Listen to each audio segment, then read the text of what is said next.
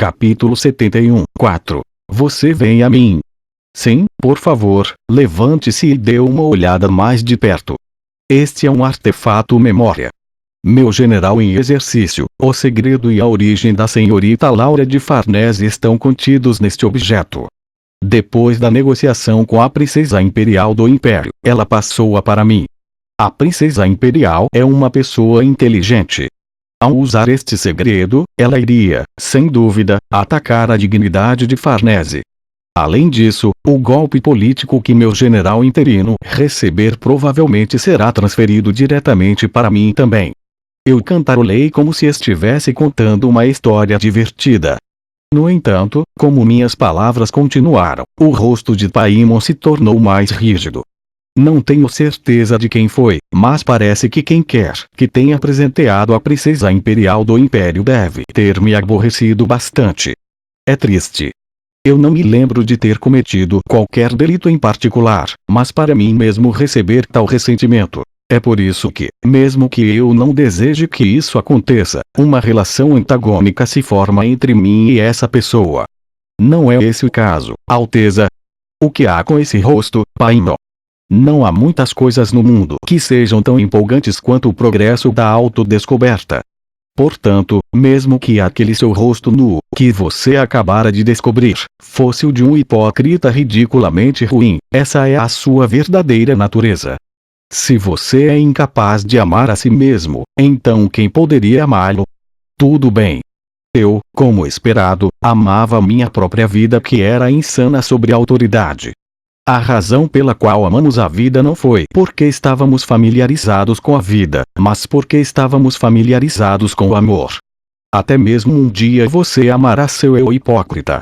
Eu levantei os cantos da minha boca. Não se preocupe. Eu também não sou bobo. No mínimo, sei porque a princesa imperial havia devolvido esse tipo de bomba para mim. Ela provavelmente esperava que eu estabelecesse isso como um problema e causasse um conflito interno dentro da crescente aliança. A princesa imperial também é a figura mais proeminente. No dia em que terminei a negociação e retornei ao meu acampamento, fiquei bastante surpreso ao ver o conteúdo dentro do relógio de bolso. Fiquei comovida e emocionada pela teimosia de Paimon, que consistentemente tentou se livrar de mim. Não foi uma piada. Talvez Paimon tivesse saltado sobre a lógica e fosse capaz de sentir isso através de sua intuição. O fato de que o indivíduo que havia mudado essa era eu, Dantalian. Paimon foi o primeiro a perceber isso entre as figuras de autoridade existentes. Foi por isso que ela lutou para se livrar de mim. Foi uma previsão notável. Eu irei avaliá-lo altamente. No entanto, você cometeu um erro. Em vez de tentar me afastar, você deveria ter apenas tentado me convencer. No mínimo, semelhante ao que Barbatos tinha feito, você deveria ter criado uma parceria em que ambas as partes usassem uma a outra. Durante o tempo em que eu ainda aparecia como um idiota, seu grave erro foi o fato de você ter descoberto seus dentes abruptamente. Os fracos nunca esquecerão a arrogância dos fortes. Agora, então. Sua Alteza Paimon. O fato de você ser um backstaber, que me vendeu, foi explicitamente revelado. O que você vai fazer agora? Pessoalmente, estou tremendamente curioso sobre o quanto a sua descarada cara de bronze pode suportar. Você talvez tenha mais alguma coisa a dizer para mim. Paimon baixou o olhar. Ela não levantou a cabeça imediatamente. Mesmo a partir daqui, eu podia ver seus lábios abertos, próximos e abertos novamente. Pouco depois, Paimon murmurou em voz baixa. Desculpe. Por que esta senhora? Com uma voz vacilante que soava como se estivesse fluindo do seu coração mais profundo. Porque essa senhora é incompetente. Porque ela é incompetente para nenhum fim. Esta senhora está arrependida. Essas foram palavras um pouco estranhas para dizer, como um pedido de desculpas. Paimon não tentou mais pedir desculpas.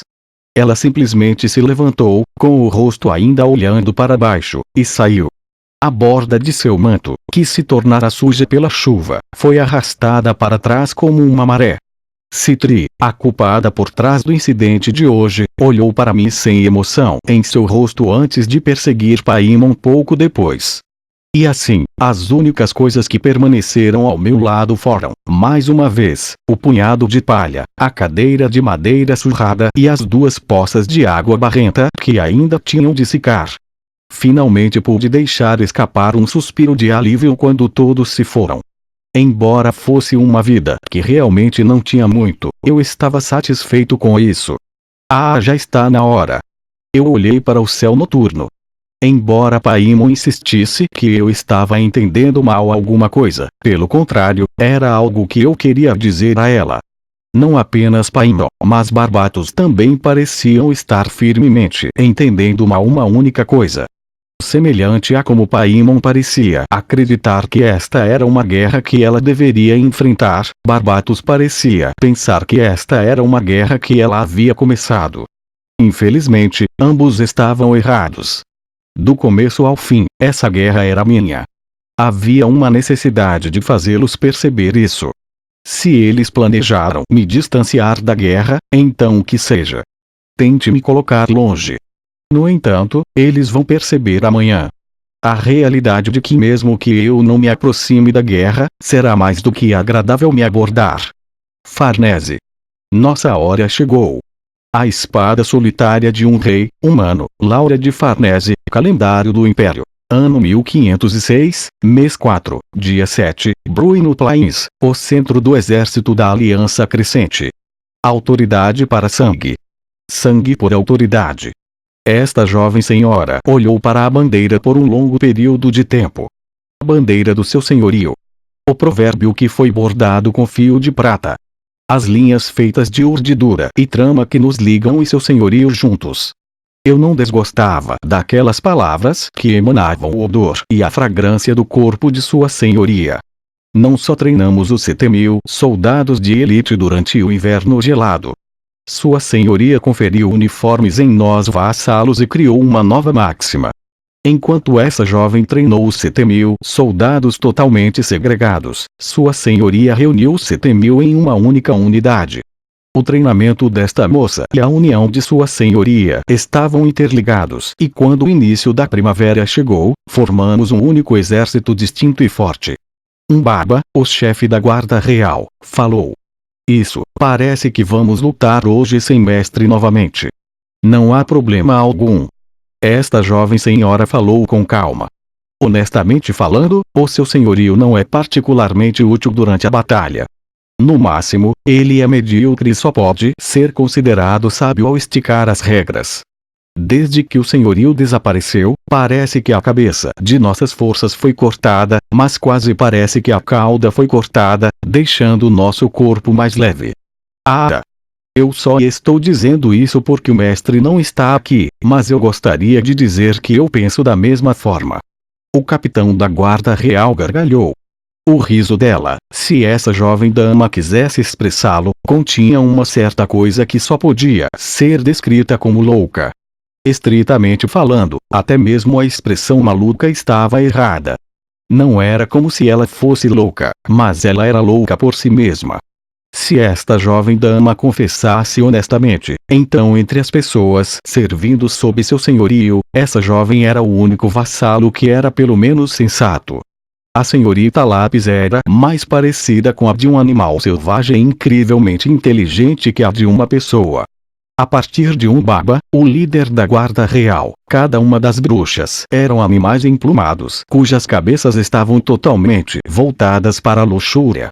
Seu senhorio, que estava cuidando desses tipos de vassalos em ambos os lados, era literalmente uma fera entre os animais e o rei entre os animais selvagens. Em um impulso, uma pessoa educada como essa jovem foi capturada neste zoológico extremamente perigoso, então foi bastante aterrorizante. Esta é uma estação fria e gelada. Embora o inverno tivesse passado, a estação permanecia fria. Para uma mulher inteligente como esta jovem senhora viver, o vento do mundo tornou-se frígido num lugar de cada vez. O capitão da guarda real sorria e se virava assim. Agora, então. Caro general honorário. Onde devemos bagunçar primeiro? HM. Esta jovem dama olhou para o campo de batalha. Atualmente, nossos corpos obtiveram vitorias contínuas. A aliança crescente e os cruzados estavam se confrontando com um total de surpreendentemente 200.000 soldados, o que era extensivo o suficiente para realizar batalhas campais. No entanto, a realidade foi um pouco diferente. Na aliança crescente, as forças foram separadas na facção das planícies, na facção neutra e na facção da montanha. Cada grupo respectivo estava lutando sozinho. Os cruzados também eram os mesmos. Cada um dos seus nações operaram seus exércitos separadamente enquanto lutavam contra nós. Como resultado, como se a unidade de 7.000 soldados contratados, que essa jovem liderava, se tornasse uma força destacada, passamos pelas batalhas que se desenrolavam no campo e cutucamos as forças inimigas aqui e ali. Ontem havíamos varrido os cavaleiros do Reino da Bretanha. Anteontem, havíamos abatido 3 condes do Império de França. Na véspera, foi o regimento da República da Batávia. Foi um campo de batalha agradável, onde houve uma alegria em escolher sua presa. Ah, que maravilha! Esta jovem estava em êxtase. Esta jovem estava certa de que ela nasceu neste mundo arrependido para causar o caos aqui. Os cruzados provavelmente começaram a detestar essa jovem. Já era hora de parar de brincar e colher o ódio. Nos últimos dias, os exércitos humanos continuaram a ser feitos por essa jovem senhora repetidas vezes. Independentemente de serem grupos distintos separados de acordo com suas nações, se o que está preso a seus pescoços são cabeças e não cascas vazias, então eles planejam uma operação conjunta. Ah! Então os exércitos se juntarão e planejarão juntos para nos caçar, e não é realmente nossa preferência cair da posição de caçador para a posição de presa. Esta jovem senhora assentiu com a cabeça. Era o mesmo para essa jovem também, em relação a não ter um hobby de ser caçado. Seu senhorio deu a esta jovem uma ordem. Para não lutar contra a princesa imperial de Habsburgo. Em outras palavras, seu senhorio não deseja que obtenhamos uma vitória decisiva, nem deseja que finjamos.